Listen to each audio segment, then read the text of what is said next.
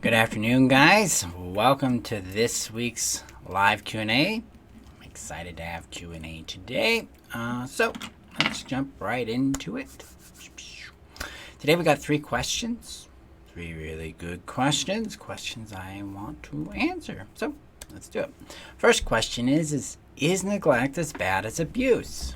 Well, technically, abuse is the container in which neglect fits in. Neglect is a type of abuse, and it is the lack of what should have happened, pretty much. So neglect is being ignored, being denied, not being given essentials, whether it's food, shelter, love, attention, time, play, freedom. It's the lack. And one of the hardest things with neglect is because it is the lack of something, we are not necessarily aware of that lack. So as we heal, we start to become aware of it. And that can be a little shocking. It's like, wow, this is what I've been missing out on. And it can be, it can make people pretty angry. It made me pretty angry. For a while, and there's a grieving that happens in that when we're facing that kind of experience with neglect. So as you guys heal, as either in your therapeutic approaches, or if you're in codependency confidence, or you're here in the community and just following the experiment, you will become aware of things that you've been neglected in, and then you're going to have to get in contact with that grief and that anger, and also the fulfillment of what you've been neglected in. One of the biggest components that make success happen in healing beyond codependency is the nurture component of our needs. And in codependency confidence right now in this live strategy trainings, that's what we're getting into, is nurturing these needs and connecting with them and fulfilling them. And hey, Trish, welcome. And so, Trish, thank you for your comments and for showing up and supporting me this way. I hope that you're getting support from these trainings as well. Let me know how they're working for you. But nurturing is the opposite of neglect, and we can do that. The nurture process will allow us to accomplish that. That's taught in Codependency Confidence, as well as the upcoming play and friendship relationship trainings that will be coming out in early 2020. So the big goal here with neglect is to really start recognizing it and honoring it and connecting back to it. Thank you. And so, yes, neglect is abuse. It is as bad as physical, emotional, and sexual, mental, spiritual abuse. It's just the lack of something. And it's also, when you start getting in connection with it, you're going to realize why you did what you did and what motivated you to do the things you've done in your life to get your needs met. Because neglect it creates a hunger, and it creates a numbness, and it creates a frustration. And this is where a lot of, the discard trauma, part of it's the verbal, emotional, sometimes physical, sexual abuse, but a lot of it's the neglect. It's what we're not getting that we need from our partner or from our parent, which is time, attention, affection, connection, right? And we exchange our sense of value and identity and connection with ourselves as a bargain in hopes that they'll give that to us. So healing that is essential. Great question, though. So yes, neglect is as bad as abuse because it is abuse. It's just a different form of it. It's not overt abuse, it's covert. It's just what didn't happen. All right. Hey, Betty. And okay. Next one is I react to boundary violations or things that are wrong with a sense of attack. See, now remember, in healing, we move from one side of the spectrum to the other before we equalize in the middle. So if we've been fawning a lot, and we've been pleasing a lot, not rocking that boat, right? We've been that peacekeeper kind of thing, and we start moving out of that, we're going to swing emotionally over towards more of an aggressive into an assertive standpoint. And a lot of times for us post-codependency, it's hard to know if we're being aggressive if we're being attacking or if we're being assertive.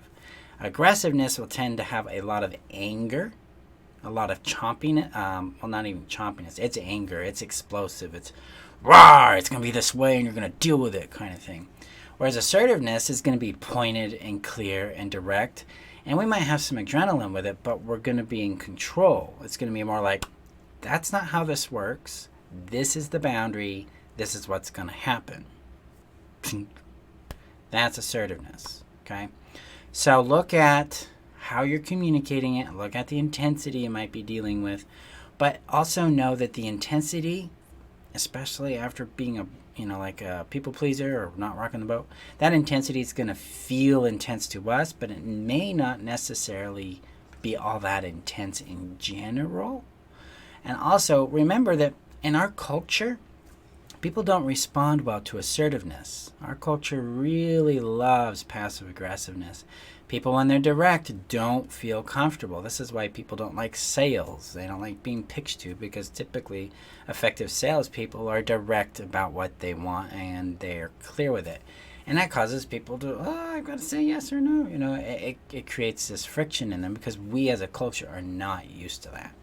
So it wouldn't surprise me that people are reacting a little like, whoa, with assertiveness that's really direct and clear. But you can also regulate that emotion, but give yourself permission to have that intensity, to breathe into it. Don't try to suppress it. Instead, empower it and go, that was intense for me. That was cool. How would I like to do it differently next time? What would I like to feel instead? That kind of thing. So give that a shot. All right. Yes, Trish, neglect is absolutely abuse. Boom. You guys want a really good book to read on neglect? Check out CEN. It's called Childhood Emotional Neglect, or Running on Empty is the title of the book. It's written by Jonas Webb. It's a really good primer on neglect. Okay, so next question is how, or could you talk more on the fallacy of being needed if your value is earned fallacy? Okay, so being needed versus being loved has been this week's big topic. And that's all rooted in the idea that our value is predicated on our output, right? We earn our value by doing things that gain approval. So kind of like if we go to the store and we buy Marshall really awesome Ghirardelli dark chocolate sea salt caramel chocolate cubes, you give the cashier the $1 and they give you the chocolates and you send them to me, then you have you've had a transaction, right? You earned the right to take those chocolates away by giving them the $1. Well, in transactional relationships, I earn the right to feel valued when I give them something that makes them feel better.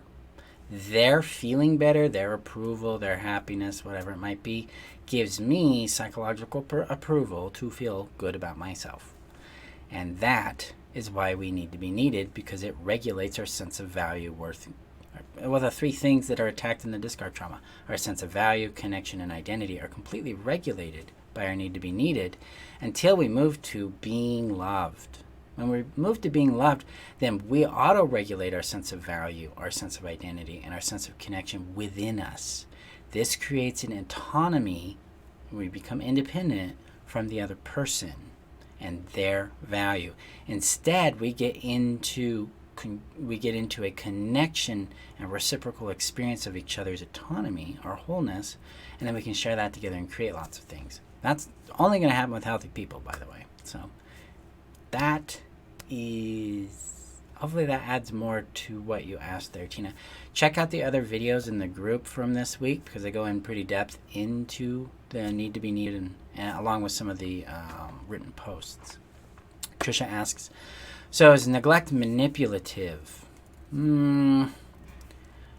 It can be, but not all the time. Neglect is kind of a tricky thing. Now, if we put it in narcissistic abuse territory, narcissists will sometimes neglect in order to get you to chase them and give them more supply, or to try to correct your assertive behavior. So yes, it can be manipulative there. But let's take neglect out of the narcissistic dynamic and let's put it in what would be called a relatively safe dynamic, like a well-meaning largely attentive parent just isn't showing up in a certain way on a chronic basis. That isn't manipulation, that's ignorance, right? So neglect is not always a product of trying to control someone or something. It's more about a product of awareness. That's really an important signal to take in. We aren't very aware of a lot of things in the world, so we are, by inherent nature, neglecting the existence of those things. If we're to grow, like for instance, I'm a parent, and if I'm not aware of my child's needs, I'm not attuned to my son or daughter's needs, what they're going through, they're being neglected. Now, that doesn't mean I'm a bad dad or I'm a bad person or there's something inherently toxic about me, but it does mean there's an ignorance, there's a deficiency somewhere, right? And I grew up with parents that were not engaged, period. Like my dad, 3 times in my life has hugged me that I can remember.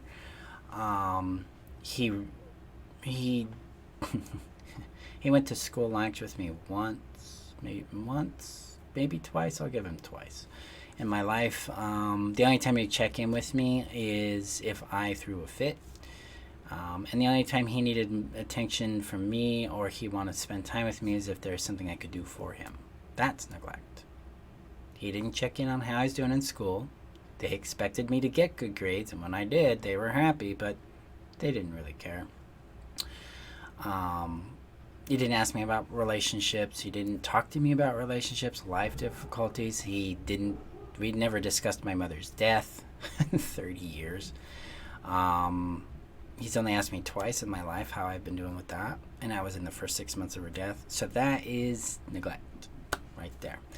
And since I didn't grow up with a dad that was engaged, and I didn't grow up with a mom because mom died, and she wasn't necessarily all that engaged. She was far more engaged than he was, but she had her own emotional availability issues.